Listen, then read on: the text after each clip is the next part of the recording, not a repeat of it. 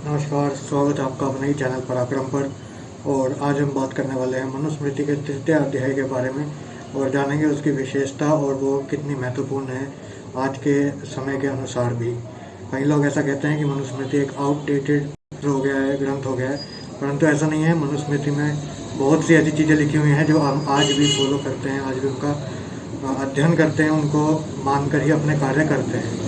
वो एक भिन्न बात है कि हमें नहीं बताया जाता कि ये मनुस्मृति में लिखा है या नहीं लिखा है, परंतु आज भी बहुत सी ऐसी चीज़ें हैं जो हम मनुस्मृति से ही फॉलो करते हुए आ रहे हैं और उन्हीं के बारे में चर्चा करेंगे आज हम इस वीडियो में। तो सबसे पहला श्लोक जो हमारे पास है वह है अध्याय तृतीय श्लोक नंबर 5। इसमें बताया गया है कि विवाह योग्य कन्याएं कौन सी हैं। तो मैं आपको वही बताता हूँ जो इसमें लिखा हुआ है। इसमें लिखा हुआ है कि वर की माता से लेकर उनकी पिछली 6 पीढ़ियों के अंदर ना हो और जो वर के पिता के गोत्र की ना हो। तो यही आजकल फॉलो होता है। जैसे कि मैं अपने कोलिया उस गाँव में भी, हमारे जितने भी आसपास के ग्राम में वह हिंदुओं में यह फॉलो होता है कि एक तो दादी का गोत्र देखा जाता है और एक माँ की ओर से जो गोत्र है वो देखा जाता है। इन दोनों के गोत्र में जो ना हो कन्या, उनको हम वधू के रूप में एक्सेप्ट करते हैं और यह एक बहुत ही व्याप्त मापदंड है किसी भी कन्या के लिए। दूसरा जो श्लोक है वह है कि श्लोक नंबर 7 कि कैसे घरों में विवाह ना करें। तो श्लोक नंबर 7 में कुछ 10 कुल ऐसे दिए हुए हैं, जिसमें से पहले है कि जिस कुल में हीन कर्म यानी कि शास्त्र विरुद्ध कर्म किए जाते हों उनमें विवाह नहीं करना चाहिए। दूसरा है उत्तम पुरुषों से जो रहित हो उसमें नहीं करना चाहिए। वेदादि के अध्ययन से रहित, शरीर पर बड़े बड़े लोम हो, असाध्य रोग वंशागत हो यानी कि जो जेनेटिकली रोग चलते आ रहे हैं उनमें, और उसके अतिरिक्त असाध्य क्षय रोग, मंदाकिनी, श्वेत कुष्ठ, गलित कुष्ठ, ये रोग हैं जो जिनमें ना हो ऐसे कुल में विवाह नहीं करना चाहिए। चाहे वो वर हो वधू हो, ऐसे कुल में विवाह नहीं करना चाहिए। अब इसके बाद जो है वह है 21 श्लोक नंबर 21 में बताया गया है 8 प्रकार के विवाह। ये 8 प्रकार के विवाह जो हैं वो आपको किसी कॉम्पिटिटिव एग्जाम्स की बुक्स में भी दिख जाएंगे, पर उसमें इतना व्यापक रूप से इनका विश्लेषण नहीं किया गया है, अध्ययन नहीं किया गया है, इसलिए वहाँ बहुत ही एक छोटे लेवल पर इनके बता दिया जाता है। और उसके बाद भी जो छात्राएँ हैं जो इन्हें पढ़ते हैं वो मनुस्मृति से इनका अध्ययन नहीं करना चाहते। वो सोचते हैं कि जो वहाँ लिखा है वो ठीक है। श्लोक नंबर 21 का कहना है कि ये 8 विवाह हैं, जिसमें प्रथम है ब्रह्म विवाह, देव, आर्ष, प्रजापत्य और असुर, गांधर्व, राक्षस, और 8वां है सबसे निष्कृष्ट पैशाच विवाह। तो यह 8 प्रकार के विवाह हैं और इनमें भी जो है श्लोक नंबर 25 में बताया गया है कि जो आसुर और पैशाच विवाह है वह अधर्म है। यह श्लोक नंबर 25 में लिखा हुआ है। इस लोक या व्यवहार में अंतिम 5 विवाहों में से 3 प्रजापत्य, गांधर्व, राक्षस धर्मानुकूल हैं। शेष 2 जो विवाह हैं अर्थात पैशाच और आसुर वह कभी नहीं करने चाहिए। तो यह है श्लोक नंबर 25। श्लोक नंबर 25 से आगे बढ़ते हुए मैं आपको केवल उन्हीं श्लोकों के बारे में बता रहा हूँ जो बहुत व्याप्त हैं, जो हमें सुनने को मिलते हैं, जो हम आज भी करते आ रहे हैं। इसके अतिरिक्त जो तृतीय अध्याय वो बहुत बड़ा है, आप इसे अपने आप पढ़िए। मैं आपको केवल कुछ बता रहा हूँ जो आज ही हम जिनका पालन करते हैं। अगर आपको तृतीय अध्याय की और जानकारी चाहिए और सूचनाएं चाहिए, आप स्वयं इसका अध्याय करें। आपको कहीं से भी मनुस्मृति मिल जाएगी। आप ऑनलाइन भी डाउनलोड कर सकते हैं, मंगा सकते हैं। आपकी जैसी इच्छा हो वैसे करें। श्लोक नंबर 25 से आगे चलते हुए श्लोक नंबर है 35, जिसमें लिखा हुआ है कन्यादान की विधि। श्लोक नंबर 35 में लिखा हुआ है कि ब्राह्मण वर्ण वालों को जल लेकर संकल्प करने से अन्य वर्णों का परस्पर की इच्छा मात्र से कन्यादान या विवाह होना ही श्रेष्ठ है। तो इसमें यह बताया गया है कि कन्यादान में केवल ब्राह्मण जो है वो सिर्फ संकल्प करें जल लेकर, और जो अन्य 3 वर्ण हैं उनका आपसी सहमति और म्यूचुअल अंडरस्टैंडिंग से ही कन्यादान हो जाता है, मतलब विवाह संपन्न हो जाता है। तो इसके बाद हम आते हैं 41 श्लोक पर से। इसमें बताया गया है कि 41 श्लोक में कि कौन कौन से विवाह से कैसी कैसी संतानें उत्पन्न हो सकती हैं। तो मैं आपको लेकर चलता हूँ 41 श्लोक पर। 41 श्लोक में यह क्लियरली बताया गया है कि शेष अन्य 4 यानी कि असुर, गांधर्व, राक्षस और पैशाच, इन नित्य विवाहों में निंदित और मिथ्यावादी ईश्वर और वेदोक्त धर्म से द्वेष करने वाले पुत्र संतान पैदा जो अंतिम 4 हैं जैसे असुर, गांधर्व, राक्षस, पिशाच, इनसे ईश्वर और वेदोक्त धर्मों से द्वेष करने वाली संतानें आपको प्राप्त होंगी। तो यह लिखा हुआ है इसमें, और इससे ये क्लियर हो जाता है, इससे बहुत स्पष्ट हो जाता है कि इसमें बताया गया कि अंतिम 4 विवाह नहीं करने चाहिए, क्योंकि यह आपके कुल समाज को बिल्कुल ही नष्ट कर देंगे, शून्य कर देंगे बिल्कुल। 41 से आगे बढ़ते हैं 42। इसमें बताया गया कि कौन से विवाह श्रेष्ठ हैं और कौन से करने चाहिए, किनसे अच्छी संतानें उत्पन्न हो सकती हैं। तो 42 में हम देखते हैं बताया गया है कि श्रेष्ठ विवाह हैं ब्रह्म, देव, आर्ष और प्रजापत्य। इनसे जो संतान उत्पन्न होंगी वह श्रेष्ठ गुण वाली होंगी। जो निंदित हैं उनसे संतानें भी निंदित कर्म वाली ही उत्पन्न होंगी, और निंदित विवाहों को आचरण में ना लें। श्लोक नंबर 51 में बताया गया है कि कन्या के बुद्धिमान पिता को चाहिए कि वह कन्या के विवाह में थोड़ा सा भी शुल्क या मोल धन ना ले, क्योंकि लोभ में आकर शुल्क लेने वाले पर निश्चय ही मनुष्य संतान को बेचने वाला ही कहलाता है। इसी को आगे बढ़ाते हुए श्लोक नंबर है हमारे पास 54।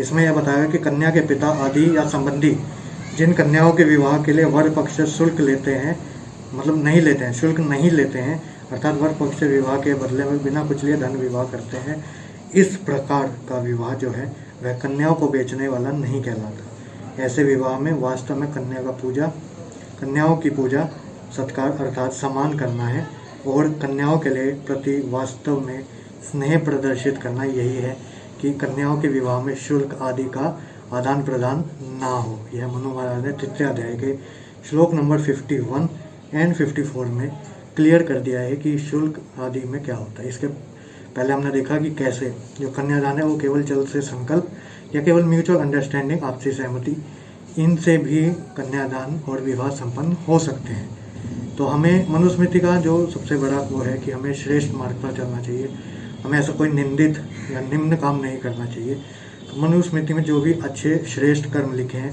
हमें उन्हीं पर बढ़कर अपने समाज, अपने आप को, अपनी आत्मा को भी उसी मार्ग पर ले जाना चाहिए।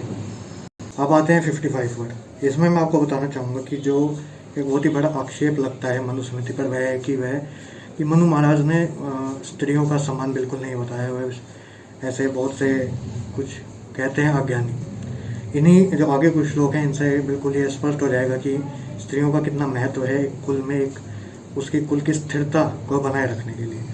तो 3 अध्याय के श्लोक नंबर 55 में यह लिखा है कि अपना बहुत कल्याण चाहने वाले पिता माताओं को और भाइयों को, पति और पति के भाइयों को चाहिए कि इन स्त्रियों के अर्थात पुत्री, बहन, पत्नी, भाभी आदि को आदर सत्कार दें और वस्त्र आदि से संपूर्ण रखें, सुशोभित रखें। तो यह है श्लोक नंबर 55, यह प्रथम है। इसके आगे आप देखेंगे कि मैं बहुत ऐसे श्लोक बताने वाला हूँ जिसमें स्त्रियों के सम्मान के लेकर बात कही गई है।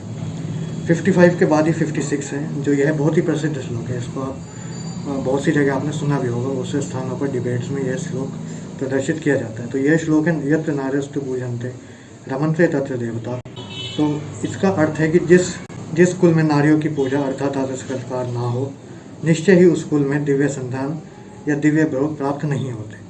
अर्थात जहाँ देवियों का सम्मान होगा, यानी कि नारियों की पूजा अर्थात आदर सत्कार होगा, उस कुल में दिव्य संतान, दिव्य गुण, दिव्य भोग प्राप्त होंगे। तो यह दिव्य गुण का जो आधार है वह केवल नारी है। उन्हीं के समान से दिव्य गुण एक कुल में बनाए रहते हैं, स्थिरता उन दिव्य गुण की बनी रहे।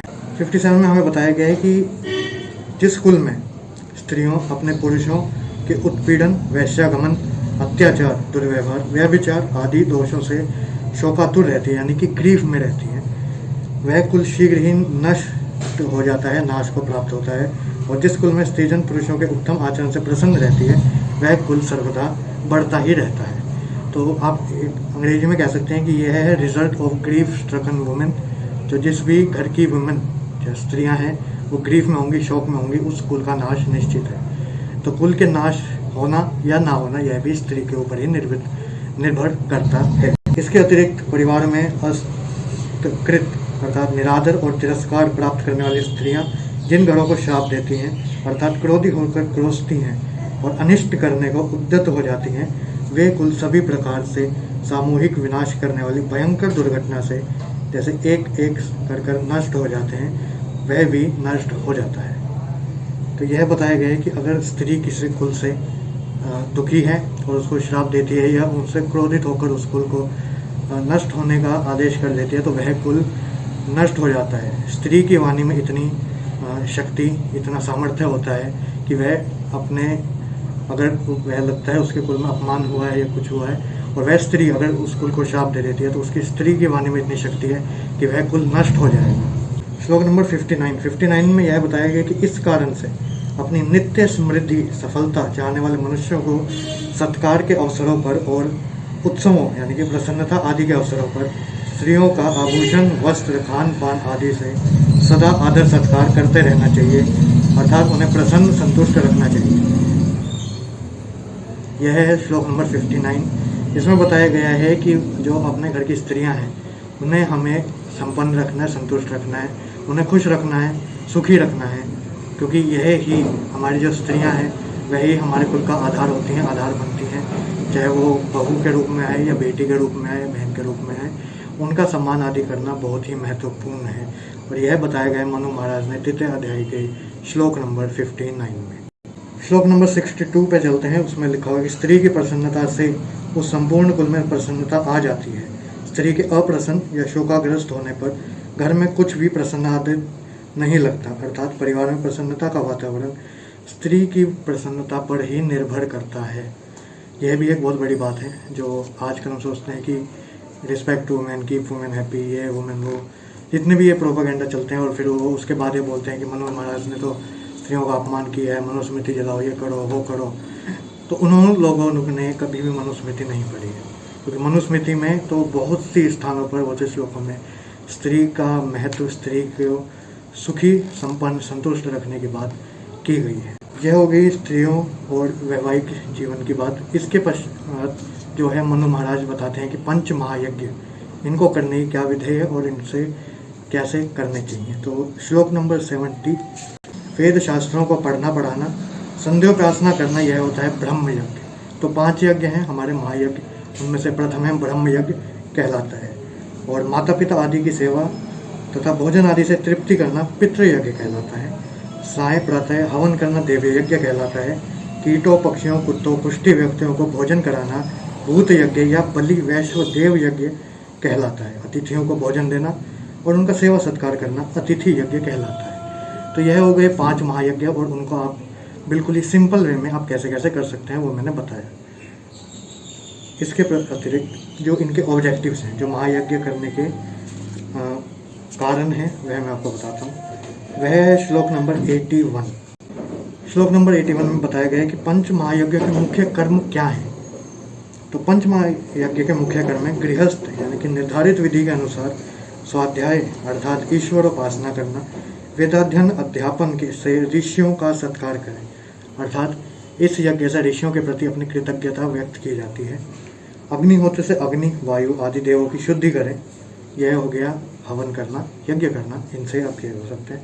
माता पिता, दादा आदि पितरों को श्रद्धापूर्वक अन्न, वस्त्र आदि दान से और सेवा से संतुष्ट करें, यह हो गया आपका पितृयज्ञ। अतिथियों को अन्न पान देकर संतुष्ट करें, यह हो गया अतिथि यज्ञ।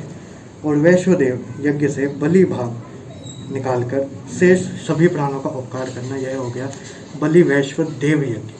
तो यह 5 यज्ञ मैंने बताए कि कैसे कर सकते हैं और उनके मुख्य कर्म बताए कि उन यज्ञ से क्या क्या ऑब्जेक्टिव्स हैं और क्या क्या सार्थक हो सकता है। तो यह है मनुस्मृति के 3 अध्याय के कुछ महत्वपूर्ण श्लोक। अधिक जानकारी के लिए आप स्वयं मनुस्मृति का अध्याय करें। मैंने आपको कुछ श्लोक बताए हैं मनुस्मृति की महानता को दर्शाते हुए। इसके अतिरिक्त अगर आप पढ़ना चाहते हैं, स्वाध्याय करना चाहते हैं, मनुस्मृति को आप परचेज कर सकते हैं, खरीद सकते हैं, कहीं से भी आप ऑनलाइन डाउनलोड कर सकते हैं। ई-बुक्स भी मनुस्मृति की मिल सकती है। तो बने रहिए, मनु महाराज की जय बोलते रहिए, उनके बताए श्रेष्ठ मार्गों पर चलते रहिए। उत्तम पुरुष बने, उत्तम स्त्री बने, मनु महाराज की यही कल्पना थी। ओम नमः शिवाय, हर हर महादेव।